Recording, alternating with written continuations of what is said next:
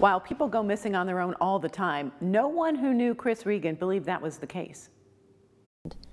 I never had anyone tell me, at any time that he was depressed or the type of person that would take his own life. But, I feel that I thoroughly investigated any other possible leads that needed to be checked into, and there was nothing. There was no other possibilities in my mind. Kelly and Jason Cochran were people of interest immediately, based on information from people close to Chris. Police honed in on that relationship between Chris and his co-worker, Kelly Cochran. There was definitely something there that needed to be checked into, and it was a possibility, just that in itself. And then you add to it the directions in his car, the last contacts on his cell phone. These things were all established by us within, 12 hours. So opportunity, last person to talk to him, and just the situation in itself. You have a married woman. Just told me that was probably a good direction to go in.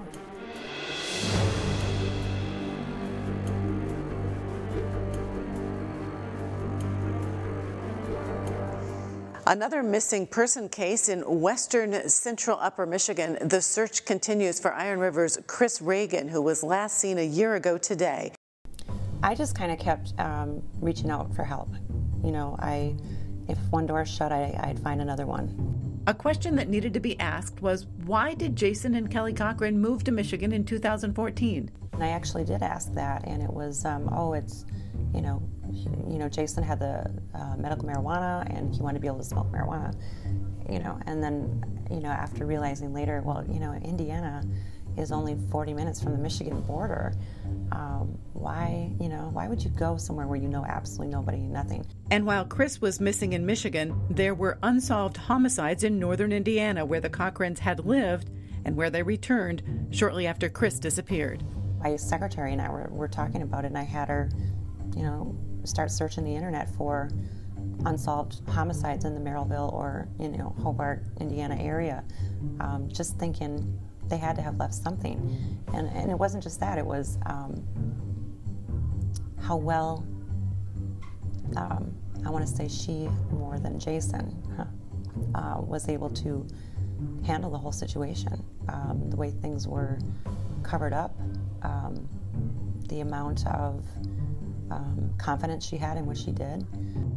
But Frizzo had confidence of her own in getting help from police in Hobart, Indiana. Kelly and Jason had moved back down to the area down in Indiana at that time, so they were great. I mean, they stepped forward and kind of started watching them and really helped me out with that part of it. The FBI stepped in around that same time, and which was amazing too.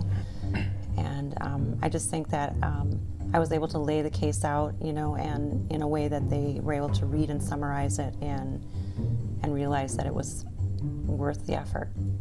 Jason died in February of 2016, or maybe he was killed. Because we did have such a good relationship, working relationship, and they kept in contact with me as much as they did.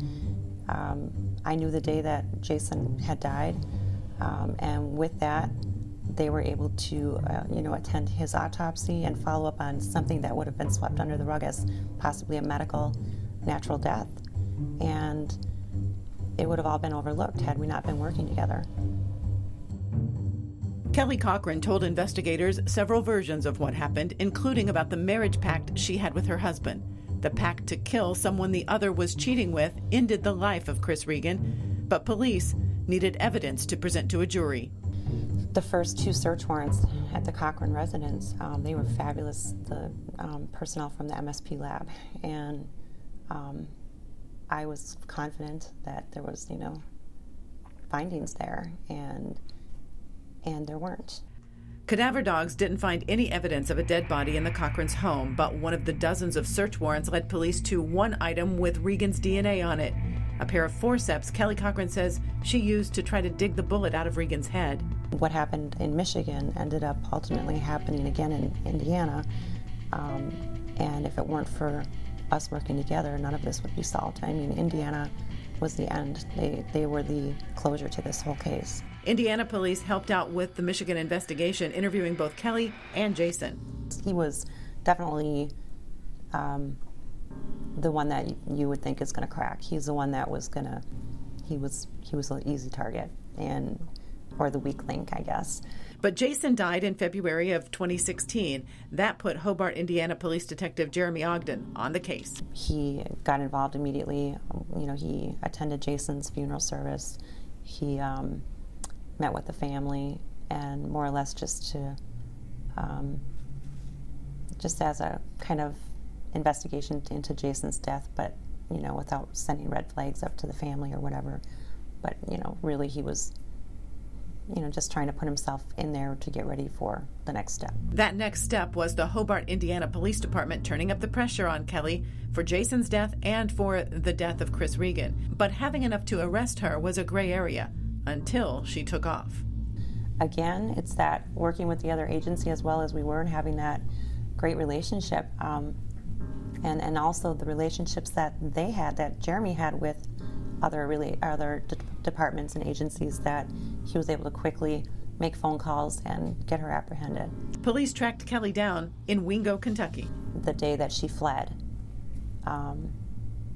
it was kind of like everything that I had done to that point and everything Jeremy had done to that point as far as investigative work from her was enough for the prosecutor.